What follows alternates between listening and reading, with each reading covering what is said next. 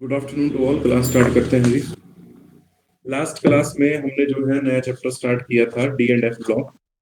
ठीक है, तो उसमें मैंने आपको बेसिक जो बताया था उसको एक बार रिमाइंड करवा देता हूँ। ठीक है, तो डी ब्लॉक एलिमेंट्स को हम ट्रांजिशन एलिमेंट्स भी बोलते हैं।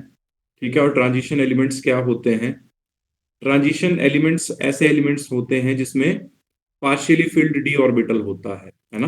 What are transition elements? Transition elements are those elements which has partially filled d orbital in their elemental state or most common occurring oxidation state।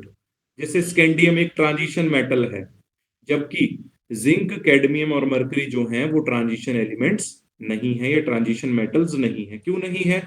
क्योंकि मैंने आपको इनकी कॉन्फ़िगरेशन बताई थी कि जिंक हैविंग एटॉमिक नंबर 30, तो उसकी कॉन्फ़िगरेशन आ जाती है आर्गन 18 4s2 3d10, है ना। तो एलिमेंटल स्टेट में जिंक का क्या है? Fully filled d sub shell है।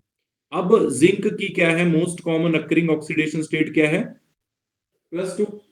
तो अगर +2 ऑक्सीडेशन स्टेट की भी बात करता हूं तो इस ऑक्सीडेशन स्टेट में भी जिंक का जो डी है वो फुली फिल्ड है, क्योंकि इलेक्ट्रॉन पहले कहां से निकलते हैं? 4s से। ठीक है, so that's why zinc, cadmium and mercury are not considered as transition elements. ठीक है, फिर मैंने आपको एक लाइन बताई थी कि सभी जो ट्रांजिशन एलिमेंट्स होते हैं, all transition elements are d block elements but all d block elements are not transition elements. ठीक है, फिर मैंने आपको इस तरीके से इनकी प्रॉपर्टीज बताई थी, ऑक्सीडेशन स्टेट बताई थी। ठीक है, और इस तरीके से मैंने आपको कुछ एग्जांपल्स भी बताए थे। ठीक है, ये एलॉय फॉर्मेशन के बारे में बताया था, एटॉमिक साइज बता दिया था। ठीक है, नेक्स्ट जो हम इसमें आज डिस्कस करेंगे वो है ionisation energy. Next is ionisation energy.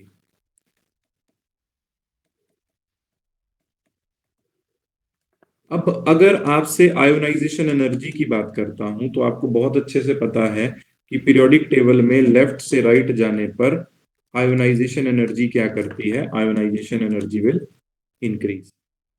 ठीक है, लेफ्ट टू राइट जाने पर आयोनाइजेशन एनर्जी इंक्रीज करती है विद इंक्रीज इन। क्यों करती है लेफ्ट टू राइट जाने पर आयोनाइजेशन एनर्जी इंक्रीज? क्योंकि साइज क्या करता है? लेफ्ट टू राइट जाने पे साइज क्या करता है? बताओ जी। डिक्रीज डिक्रीज देखो, लेफ्ट टू राइट जाने पर साइज डिक्रीज होने का मतलब ये हुआ कि जो आउटर मोस्ट शेल का इलेक्ट्रॉन है उसको न्यूक्लियर पुल अच्छा मिल रहा है ना। इसका क्या मतलब हुआ? इसका ये मतलब हुआ कि मान लिया ये न्यूक्लियस है, ये शेल आगे फर्स्ट शेल, सेकंड शेल और थर्ड शेल, यहां पर इलेक्ट्रॉन है। अब अगर लेफ्ट टू राइट जा रहा हूं तो एटॉमिक नंबर इंक्रीज हो रहा है। एटॉमिक नंबर इंक्रीज होने का मतलब ये हुआ कि न्यूक्लियर चार्ज इंक्रीज हो रहा है, क्योंकि मैंने आपको बताया था एटॉमिक नंबर इंक्रीज होने का मतलब कि इलेक्ट्रॉन और प्रोटॉन इंक्रीज हो रहे हैं। ठीक है, तो प्रोटॉन अगर इंक्रीज हो रहे हैं तो मतलब न्यूक्लियर चार्ज इंक्रीज हो रहा है। अब अगर न्यूक्लियर चार्ज इंक्रीज होगा तो कहीं ना कहीं जो आउटर मोस्ट शेल का इलेक्ट्रॉन होगा वो न्यूक्लियस से ज्यादा खींचा जाएगा। ज्यादा खींचा जाएगा तो वो शेल जो है वो अंदर आने लग जाएंगे, जिस वजह से साइज डिक्रीज हो जाता है। ठीक है, अब हम बात कर रहे हैं यहाँ पर आयोनाइजेशन एनर्जी की। तो आपको बहुत अच्छे से पता है कि लेफ्ट टू राइट जाने पर आयोनाइजेशन एनर्जी इंक्रीज करती है, क्योंकि साइज क्या करता है? डिक्रीज करता है। साइज क्यों डिक्रीज करता है वो मैंने आपको बता दिया। अब क्वेश्चन हमसे डायरेक्ट आते हैं, तो आप ध्यान रखेंगे कि अगर मैं आपसे बात करता हूं फर्स्ट ट्रांजिशन सीरीज की, तो उसमें स्कैंडियम की क्या होती है? सबसे लोएस्ट आयोनाइजेशन एनर्जी होती है। ठीक है, और जिंक की क्या होती है? हाईएस्ट आयोनाइजेशन एनर्जी होती है। क्यों होती है जिंक की हाईएस्ट जी? बता सकते हैं आप बहुत easily. Due to fully filled d subshell. अगर आपने आज, जैसे मैंने आपको यहाँ पर बताया जिंक की कॉन्फ़िगरेशन, अगर आपने वो ध्यान से ऑब्जर्व की होगी तो जिंक की कॉन्फ़िगरेशन क्या है, फुली फिल्ड है। अगर आप ध्यान से देखोगे 3d10 है, ऑलरेडी स्टेबल है, तो यहाँ से इलेक्ट्रॉन निकालना बहुत मुश्किल है। बहुत मुश्किल है तो मतलब आयोनाइजेशन एनर्जी हाई है। क्या आपको ये बात क्लियर हुई? Yes yes sir. और no? तो स्कैंडियम की लोएस्ट और जिंक की क्या है, हाईएस्ट आयोनाइजेशन एनर्जी है। ठीक है। अब जो ट्रांजिशन एलिमेंट्स नहीं थे, कौन कौन नहीं थे, जिंक, कैडमियम और मरकरी। आज ही बताया ना, ये zinc, cadmium and mercury are not considered as transition element.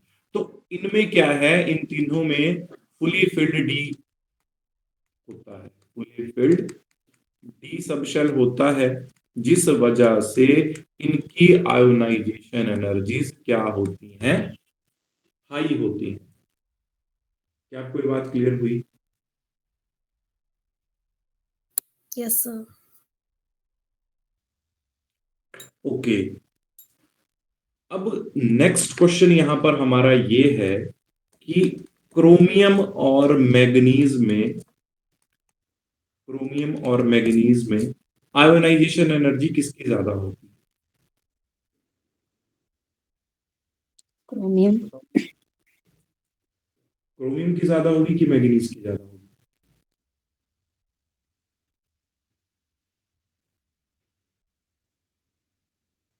देखो हम चेक करके देखते हैं। क्रोमियम की कॉन्फ़िगरेशन है 4s1 3d5, argon 18 4s1 3d5, ये कॉन्फ़िगरेशन होती है जी क्रोमियम की, with atomic number 24। Exceptional configuration है, मैंने आपको बताया था। ऑन द अदर हैंड, अगर मैंगनीज की बात करता हूं तो मैंगनीज का एटॉमिक नंबर होता है 25, और यहां पर कॉन्फ़िगरेशन जो आती है that is argon 18 4s2 3d5। ठीक है। अब अगर आप ध्यान से देखोगे तो ये चीज दोनों में कॉमन है। और जो इलेक्ट्रॉन रिमूव होता है वो भी मैंने आपको बताया कि इलेक्ट्रॉन रिमूव कहां से होता है, पहले 4s से। अब आप मुझे बहुत इजीली बता सकते हो कि 4s1 से इलेक्ट्रॉन निकालना आसान है कि 4s2 से? बताओ जी। 4s1 से इलेक्ट्रॉन निकालना आसान है कि 4s2 से? और एस वन। 4s1 से, बिल्कुल सही बात है। क्यों? क्योंकि ये हाफ फील्ड है और ये फुली फील्ड है। यहां से इस इलेक्ट्रॉन को रिमूव करना आसान है, इस इलेक्ट्रॉन को रिमूव करना मुश्किल है, क्योंकि ऑलरेडी स्टेबल कॉन्फ़िगरेशन है। ठीक है। तो इसकी आयोनाइजेशन एनर्जी ज्यादा हुई मैंगनीज की। मैंगनीज की। ओके। तो अगर आयोनाइजेशन एनर्जी की बात करता हूं, वो मैंगनीज की ज्यादा हुई क्रोमियम से। ये हो गई आयोनाइजेशन एनर्जी फर्स्ट। देखो जब भी मैं आयोनाइजेशन एनर्जी बोल रहा हूं तो इट मींस कि that ionisation energy will correspond to first electron. जो पहले इलेक्ट्रॉन को निकालने के लिए जो अमाउंट ऑफ एनर्जी रिक्वायर्ड है that is ionisation energy correspond to first electron, जिसको आप आयोनाइजेशन एनर्जी ही बोलते हैं। अब मैं आपसे पूछ लूं कि सेकंड आयोनाइजेशन एनर्जी किसकी ज्यादा होगी, क्रोमियम और मैंगनीज से, तो आपका आंसर क्या होगा? What is your answer? बहुत सोच समझ के आंसर दें। बताओ जी, शाबाश, दिमाग लगाओ और आंसर दो।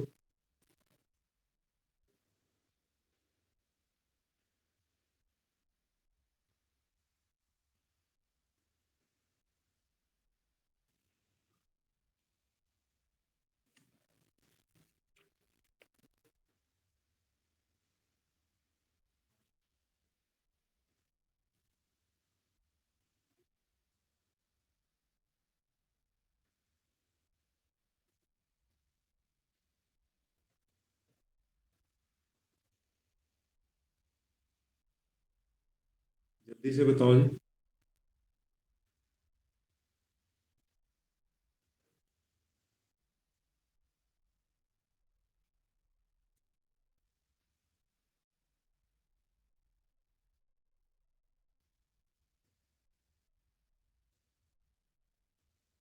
सेकंड भी आई थिंक मैंगनीज की होगी, क्योंकि न्यूक्लियर पुल ज्यादा, इलेक्ट्रॉन कम हो रहे हैं, एक निकल चुका है पहले ही। ओके, अब हम पहले ये देखते हैं कि जब हमने एक इलेक्ट्रॉन यहां से रिमूव किया था तो क्रोमियम की क्या कॉन्फ़िगरेशन आई थी। क्रोमियम की कॉन्फ़िगरेशन आई थी, जब एक इलेक्ट्रॉन इससे रिमूव होगा तो उसके ऊपर 1 पॉजिटिव चार्ज आएगा, तो उसकी कॉन्फ़िगरेशन थी आपके पास 4s0 3d5। मान लिया कि हमने Mn से भी एक इलेक्ट्रॉन रिमूव किया है, तो कॉन्फ़िगरेशन थी 4s1 3d5। अब मैं एक एक और इलेक्ट्रॉन रिमूव करने की बात कर रहा हूं, तो अब वो इलेक्ट्रॉन 4s से रिमूव होगा।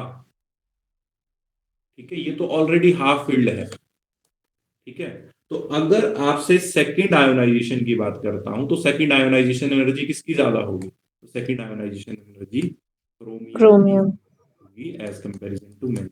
ये ध्यान रखना, बहुत सिंपल बात है। फर्स्ट की बात करूंगा तो फर्स्ट में मैंने आपको बताया कि Mn की ज्यादा होती है as comparison to chromium. But आपसे जनरली, मतलब जो आपके ये एग्जाम है, कॉम्पिटिटिव एग्जाम्स हैं, इनमें आपसे फर्स्ट ही पूछता है। अगर इनके सेकंड पूछ ले तो मैंने आपको आइडिया बता दिया कि आप किस तरीके से वहां पर देख सकते हो। आपने पहले क्या करना है कि एक इलेक्ट्रॉन निकाल के देखना है, फिर कॉन्फ़िगरेशन को ऑब्जर्व करना है, तब आपने आंसर देना है। क्या आपको इतनी बात समझ में आई है? Yes sir. Okay, next property है इनकी फिर हमारे पास melting point and boiling point. ठीक है जी, तो नेक्स्ट प्रॉपर्टी अब हम देखेंगे, that is melting point and boiling point of transition elements। मैंने आपको पहले भी बताया था कि जो मेल्टिंग पॉइंट और बॉइलिंग पॉइंट होता है वो किसके ऊपर डिपेंड करता है, वो डिपेंड करता है नंबर ऑफ अनपेयर्ड इलेक्ट्रॉन्स पे।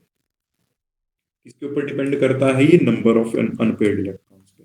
तो मतलब कि जितने ज्यादा क्या होंगे, नंबर ऑफ अनपेयर्ड इलेक्ट्रॉन्स जितने ज्यादा होंगे आपके पास, ठीक है, मेटेलिक बॉन्डिंग, मेटालिक बॉन्डिंग भी कहीं ना कहीं नंबर ऑफ अनपेयर्ड इलेक्ट्रॉन के ऊपर डिपेंड करती है। उतनी ज्यादा मेटालिक बॉन्डिंग होगी और मेल्टिंग पॉइंट और बॉइलिंग पॉइंट भी उतना क्या होगा, ज्यादा होगा। ये कंसेप्ट है। ठीक है, तो ट्रांजिशन एलिमेंट्स के मेल्टिंग पॉइंट और बॉइलिंग पॉइंट हाई होते हैं due to stronger inter atomic metallic bonding. और वो कहीं ना कहीं inter atomic metallic bonding strong क्यों होती है, क्योंकि अनपेयर्ड इलेक्ट्रॉन्स प्रेजेंट होते हैं। ठीक है, अब देखो जैसे मैंने स्कैंडियम लिखा, स्कैंडियम के बाद मैंने टाइटेनियम लिखा, फिर वेनेडियम, फिर क्रोमियम, फिर मैंगनीज, फिर आयरन, फिर कोबाल्ट, फिर निकल, फिर कॉपर, फिर जिंक। तो ये 3D सीरीज है। अब अगर आपसे नंबर ऑफ अनपेयर्ड इलेक्ट्रॉन्स की बात करता हूं, तो स्कैंडियम में नंबर ऑफ अनपेयर्ड इलेक्ट्रॉन कितने हैं जी, जल्दी बताएं। 1, यहां पर 2, यहां पर 3, यहां पर 6, यहां पर 5, आयरन में 4, कोबाल्ट में 3, निकल में 2, कॉपर में 1, जिंक में 0।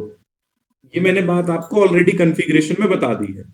पता लग गया ना ये कैसे लिखा मैंने? यस और नो?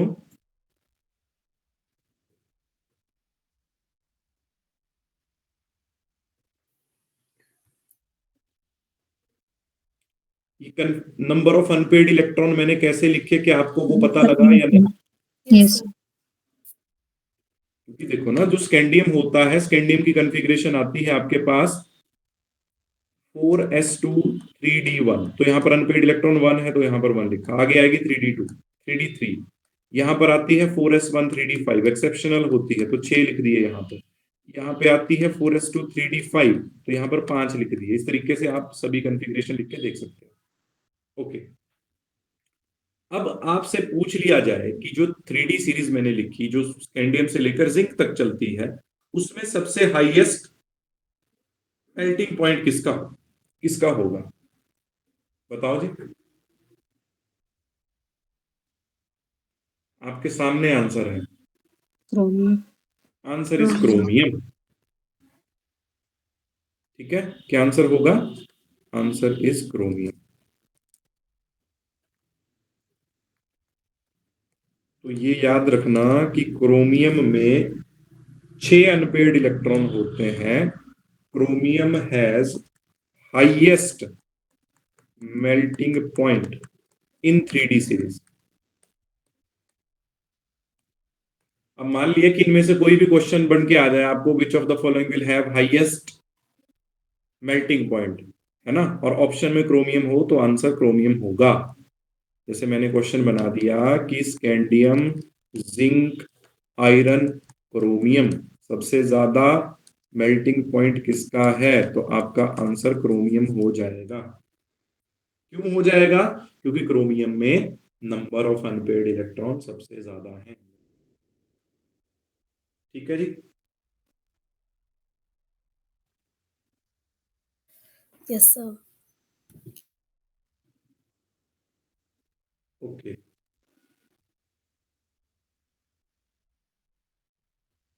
अब ये जो क्रोमियम वाला पूरा ग्रुप है ना, कौन सा ग्रुप हुआ बताओ मुझे, क्रोमियम किस ग्रुप में आता है? अगर आपसे ये क्वेश्चन पूछ लिया जाए, chromium belongs to which group of the periodic table? Chromium किस ग्रुप में आता है जी? 6। 6th. बिल्कुल सही बात है। देखो, मैंने आपको इससे पहले पी ब्लॉक और एस ब्लॉक करवा दिया है। एस ब्लॉक जो है वो group 1 and group 2 belongs to s block, and group 13 to group 18 belongs to p block, and group 3 to 12 belongs to d block, है ना। तो जो स्कैंडियम है वो ग्रुप 3 में आया होगा, है ना। और जिंक किस में आता है? जिंक किस में आता है जी? जिंक आता है 12 में। 12। आयरन आता है ग्रुप नंबर 8। 8 में। क्रोमियम आता है ग्रुप नंबर 6 में। आप यहां से लिख सकते हो ना, देखो डायरेक्ट स्कैंडियम किस में आ गया? स्कैंडियम आ गया 3 में, ये 4, ये 5, ये 6, ये 7, ये 8, ये 9, ये 10, ये 11 और ये 12। ओके, तो बोलने का मतलब ये है कि जो ग्रुप 6 है, क्रोमियम वाला ग्रुप जो है, उसके मेंबर कौन कौन से हैं जी? उसके मेंबर हैं आपके पास, एक तो आ गया क्रोमियम। क्रोमियम से नीचे क्या आता है? मोलिब्डेनम। उसके नीचे आता है टंगस्टन। तो ये जो ग्रुप नंबर 6 है पीरियोडिक टेबल का, इसका क्या होता है? सबसे हाईएस्ट जो है मेल्टिंग पॉइंट इस ग्रुप में देखने को मिलते हैं, डी ब्लॉक में पर्टिकुलर। जो ग्रुप 6 एलिमेंट्स हैं, these have highest melting point with respect to other group in d block. क्या आपको ये बात क्लियर हुई?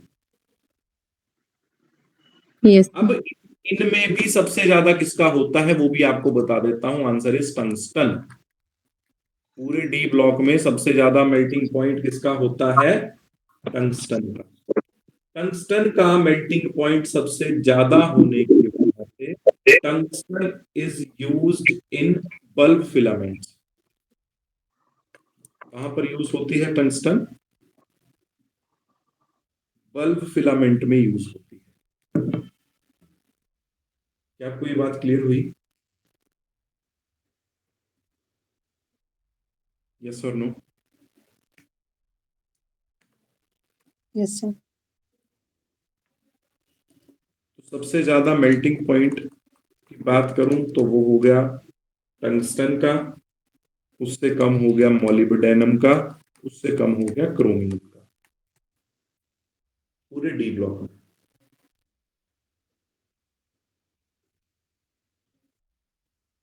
ओके, नेक्स्ट प्रॉपर्टी है इनकी फिर इंटरस्टिशियल कंपाउंड्स।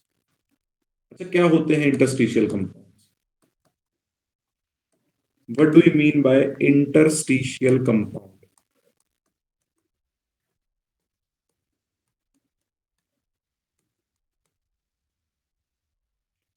देखो, मैं आपको इंटरस्टिशियल कंपाउंड के बारे में बताता हूं। मान लिया कि मेरे पास किसी प्योर मेटल का क्या है, क्रिस्टल है ना। तो उसमें एटम्स किस तरीके से अरेंज होते हैं, मान लिया कि मेरे पास जैसे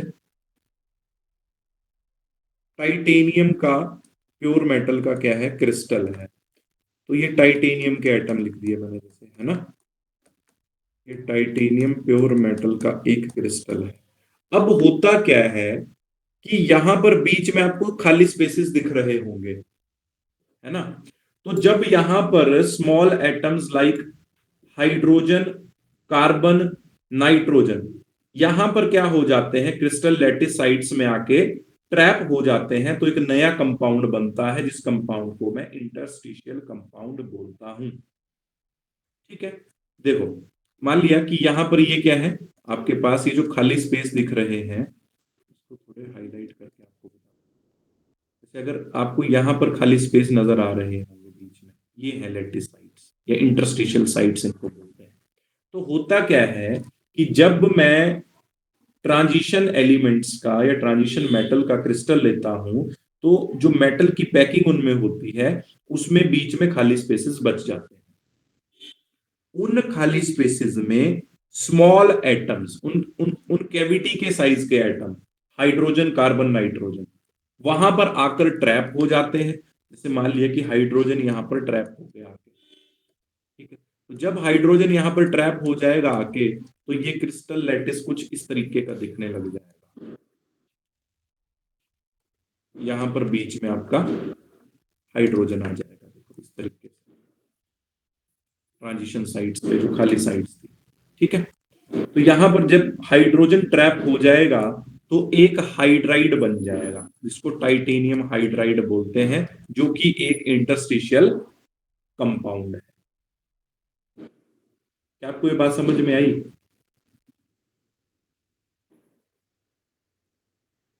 Yes or no? So, what are interstitial compounds? When small atoms are trapped inside the crystal lattice of a metal, these leads to the formation of interstitial compounds. ठीक है, अब यहां पर क्या होता है कि जो ये इंटरस्टेशियल कंपाउंड जो बनते हैं, ये ना ही आयनिक होते हैं ना ही ये कोवेलेंट होते हैं। These are non stoichiometric compound. यहां पर ना, अगर मैं आपसे बोलूंगा कि यहां पर हाइड्रोजन किस स्टोशियोमेट्री में आया है, तो यहां पर इसका फॉर्मूला होता है टाइटेनियम और हाइड्रोजन 1.7। तो ये नॉन स्टोशियोमेट्रिक रेशियोज में जो है स्मॉल एटम्स प्योर मेटल के, उसमें इंटरस्टिशियल साइट में जाके एंट्रैप होते हैं। ठीक है, अब इससे होगा क्या, इससे प्रॉपर्टीज एनहांस हो जाएंगी। प्योर मेटल के कंपैरिजन में ये उस प्योर मेटल का मैंने इंटरस्टिशियल कंपाउंड जो बनाया, उसकी प्रॉपर्टीज क्या होंगी, यहां पर एनहांस होगी। फॉर एग्जांपल, ये देखो, ये टाइटेनियम का प्योर मेटल का क्रिस्टल था। अब जब मैंने इसका इंटरस्टिशियल कंपाउंड बनाया, तो इस उसका इंटरस्टिशियल कंपाउंड जो बना, उसका मेल्टिंग पॉइंट इस टाइटेनियम से ज्यादा होगा।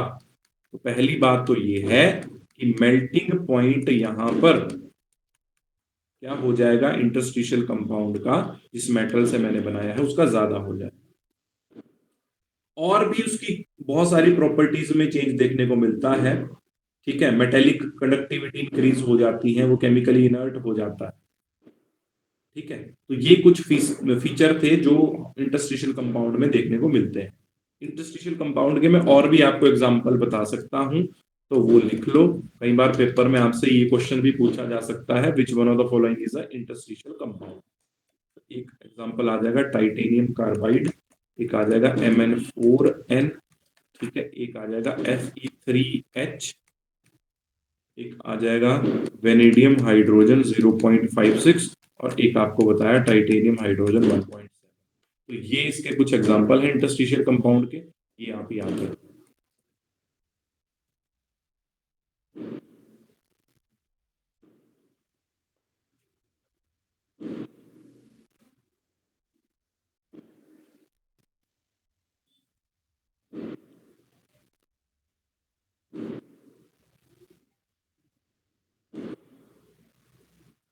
क्या आपको इतनी बात क्लियर हो गई?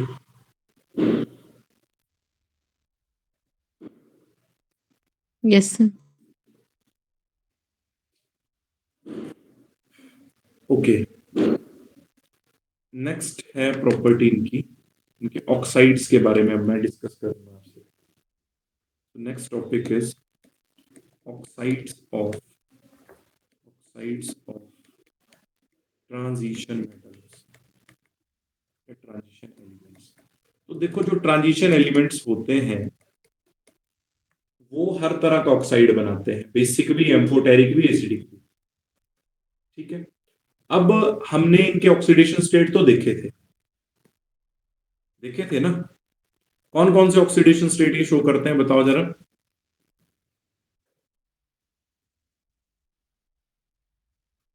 जो ट्रांजिशन एलिमेंट्स होते हैं वो कौन कौन से ऑक्सीडेशन स्टेट शो करते हैं? लास्ट क्लास में बताया मैंने सब कुछ, आप रिवाइज ही नहीं करते हैं। बताया था कि नहीं बताया था? ये देख लो, सब कुछ यही लिखा है, मैक्सिमम ऑक्सीडेशन स्टेट भी लिखी है। ये देखो जरा, लिखा है कि नहीं लिखा है?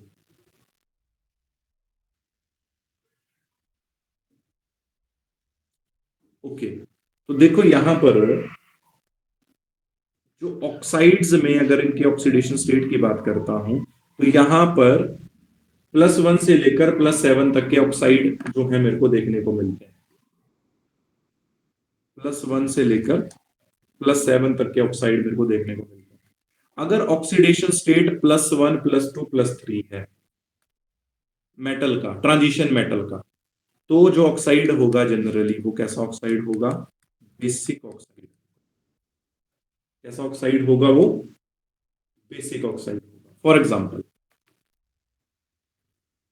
जैसे एक ऑक्साइड है क्यूप्रस ऑक्साइड Cu2O, यहां पर कॉपर जो है +1 ऑक्सीडेशन स्टेट में है, तो ये एक बेसिक ऑक्साइड का एग्जांपल है। ठीक है, +2 में दो ऑक्साइड होते हैं जो बेसिक होते हैं, दैट इज टाइटेनियम ऑक्साइड और क्यूप्रिक ऑक्साइड CuO। +3 में कौन कौन से ऑक्साइड बेसिक होते हैं वो आपको बताता हूं। Scandium oxide, titanium oxide, vanadium oxide, manganese oxide. देखो, ये बहुत सारे क्वेश्चन बन के आपको किसी भी फॉर्म में आ सकते हैं। Which one of the following is a basic oxide? तो ये मैंने सारे आपको बता दिए। अगर आप ये देखोगे तो उसमें आपको कॉपर जो है +1 में मिलेगा, टाइटेनियम कॉपर यहाँ पर +2 में मिलेंगे, जो सेकंड बताया। आप ऑक्सीडेशन स्टेट चेक करके देख सकते हो।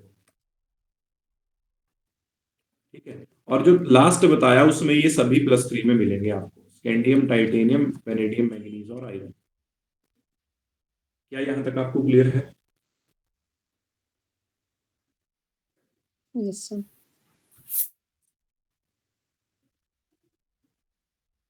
ओके, अब अगर +4 की बात करता हूं आपसे, +4 ऑक्सीडेशन स्टेट की बात करता हूं, तो +4 ऑक्सीडेशन स्टेट में एक एम्फोटेरिक ऑक्साइड होता है, that is titanium dioxide, TiO2। This is a amphoteric oxide. What is a amphoteric oxide? which behaves as acidic as well as basic। ठीक है,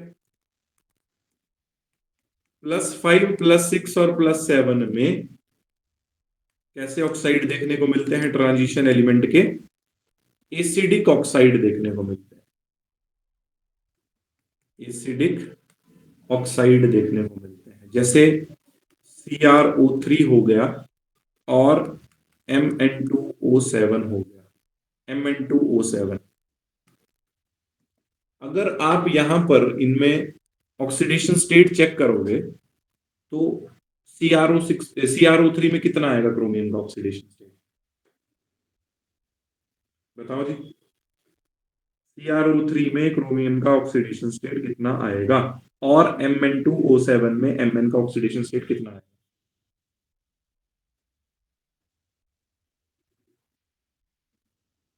जल्दी से बताओ।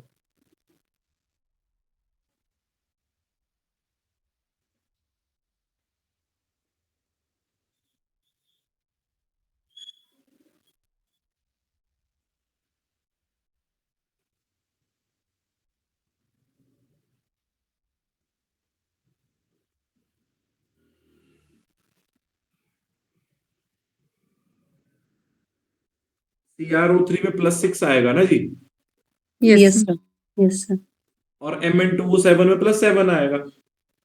Yes sir. तो ये मैंने आपको कुछ ऑक्साइड बताया। अच्छा, कुछ इनको छोड़ के कुछ और ऑक्साइड भी यहाँ से एम्फोटेरिक होते हैं, वो भी लिख लो। टोटल डी ब्लॉक में 4 ऑक्साइड एम्फोटेरिक होते हैं। एक मैंने आपको बता दिया, बताया ना, एक यस सर। TiO2। बाकी जो ऑक्साइड एम्फोटेरिक होते हैं, जो 3 और बचे, वो हैं ZnO, next is Cr2O3, next is V2O5।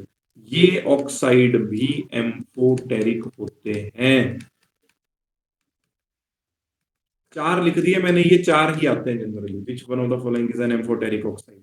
तो ध्यान रखेंगे, ये 4 के 4 एम्फोटेरिक होते हैं, और कोई भी एम्फोटेरिक नहीं होता है डी ब्लॉक से। समझ गए बात को? ये इंपॉर्टेंट लिख लेना, पक्का यहां से क्वेश्चन आ सकता है।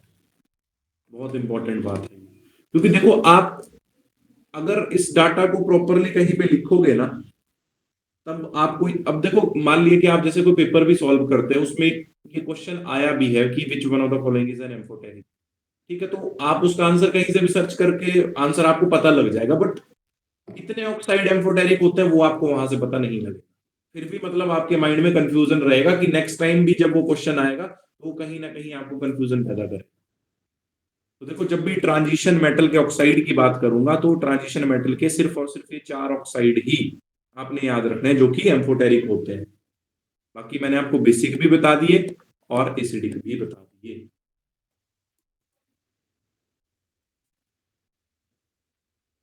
क्लियर होगी बात? Excuse me, sir. Sorry for late join. Amphoteric means they will act as both acidic and basic. जी जी ma'am. Okay, amphoteric oxide acidic और बेसिक दोनों बिहेव कर सकते हैं, क्योंकि मैंने यहाँ पर एक चीज बताई कि जो +1 +2 +3 वाले ऑक्साइड्स होंगे वो बेसिक ऑक्साइड होंगे। अब +4 जो है वो बॉर्डर लाइन वाला केस है, क्योंकि 5 6 7 वाले एसिडिक होते हैं, तो बीच का हो गया। तो ये इस तरफ को भी जा सकता है, बेसिक की तरफ को भी जा सकता है, और एसिडिक की तरफ को भी जा सकता है। इसके पास दोनों ऑप्शंस अवेलेबल है।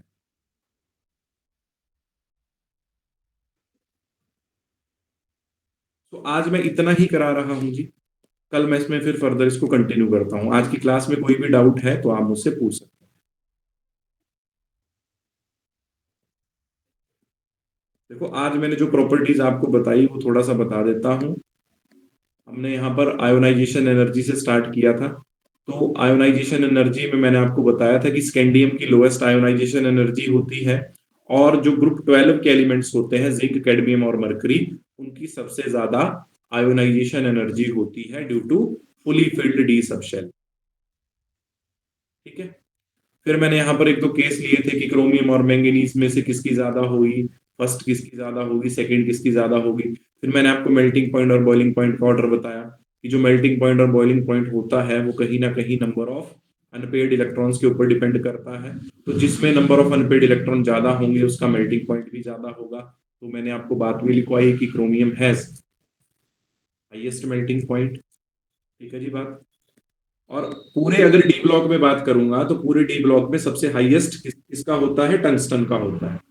इसलिए वो बल्ब की फिलामेंट्स में यूज होता है ना, tungsten, due to its high melting point. फिर मैंने आपको इंटरस्टिशियल कंपाउंड्स बताया। फिर मैंने आपको ये बताया ऑक्साइड्स ऑफ ट्रांजिशन एलिमेंट्स।